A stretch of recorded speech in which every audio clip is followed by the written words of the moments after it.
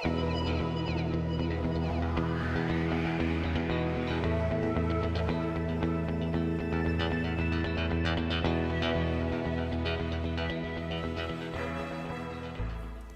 want to share two things with you very quickly this morning. First, we'll look at the reality of temper tantrum. I call them the terrible T's. The reality of these terrible T's and what to do with them. And so we need to really look at today. If you've been raised by a father who just wasn't there, I can guarantee you won't be there. If you're raised by a father or grew up in an environment where your father thinks that the very best way to have a proper argument is to raise his voice and pump his fist, you will raise your voice and you will pump your fist. In other words, we all have certain disposition in life. Disposition. I say disposition. I'm not saying you are, but I say it's a disposition. There is a possibility that when you are squeezed, right, you will resort to that default mode of raising your voice and pumping your fist. Do you understand? And so as men today, I want us to take today very serious. As women, I want you to take today very serious. Because if you ever find yourself in the company of that man who wasn't fathered properly, your nightmare will have just begun. If you have a son, teach him. If you come from a family where daddy has no respect for women, you will not have respect for women. Do you understand? And it goes from generation to generation. But I also believe that with Christ, we can put an end to these things. With Christ, we can hit the reset button. With Christ, we can determine, we have faith. And faith is powerful because it is linked to the Word of God. With Christ, we can resolve and say, you know what? That's good. That's bad. I'm not going to do this bad thing. I'm going to opt to be good. So, listen. These terrible things are fruitless. Bridle your anger, trash your wrath, and cool your pipes. The Message Bible says, Psalm 37, verse 8. Benjamin Franklin says, whatever is begun in anger ends in shame. You see? And so many men, rather than come up to say, I need help, they adopt different methods to deal with it. If you are a man here, under the sound of my voice, you need to own up. Some will use a toxic waste approach.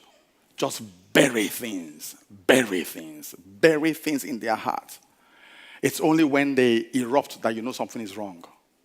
Some are just angry for no reason because there are toxic things they have inherited that is burning on their inside. Toxic waste approach. They also have the volcano approach. You know, they just rumble and grumble and rumble and grumble until one day they can't take it anymore. Just lash out. Live by design, not by default. Live by design. Go and audit your life. Every adult should audit his life and find out what kind of father were you exposed to. What kind of father were you exposed to? That will tell you your dominant predisposition. And for some, they're actually living like that right now. Oh, then there's a microwave approach. You know microwave approach? Beep, beep, beep, beep, beep, beep, beep, beep, beep, kaboom. Yeah? So, and the terrible T's can make you a foolish person. Proverbs 14:29. A patient man has great insight, but a quick-tempered man displays foolishness. Quick-tempered man displays foolishness. A quick-tempered man does foolish things. Proverbs 14, verse 17. Number 3, temper, tantrum is forbidden. It's foolish, fruitless, and it should be forbidden.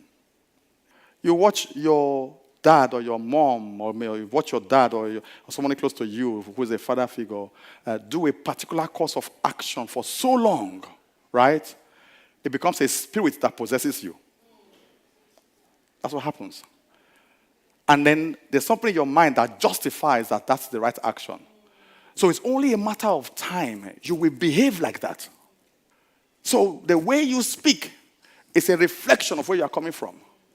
Your perspective is a reflection of your dominant influence. Are you listening? No one should have a regret on your account. So being a father is tough. I take that back.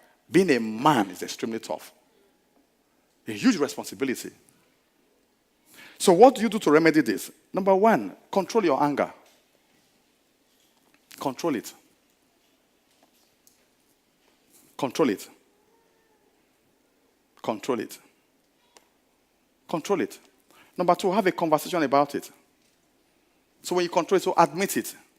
I have problem with anger. Admit it. Don't make it colorful. But you know the way, this is the way I am. No. We don't want to know the way we are. Why would you use yours to spoil somebody? I mean, come on.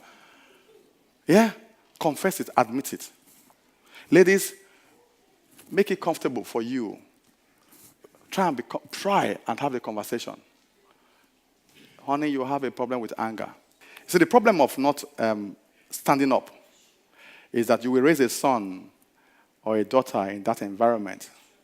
That is where it goes on from one generation to the other. Imagine a child grows up in a home where he couldn't speak up when his father insults his mom.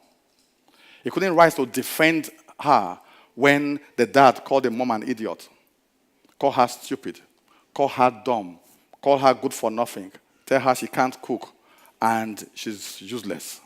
And that kid grows up in that environment knowing full well I cannot really do anything about this. I cannot fight my father. He's tall, he's big, he's huge, he can take me out.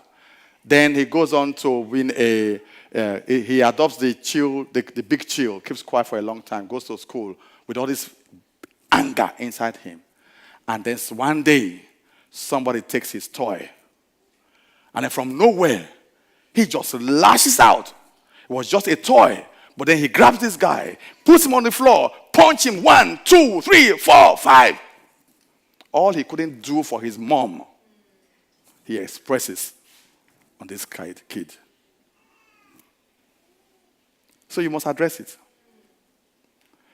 And so if you do not address it as a woman, you are simply breeding the next criminal due to no fault of theirs.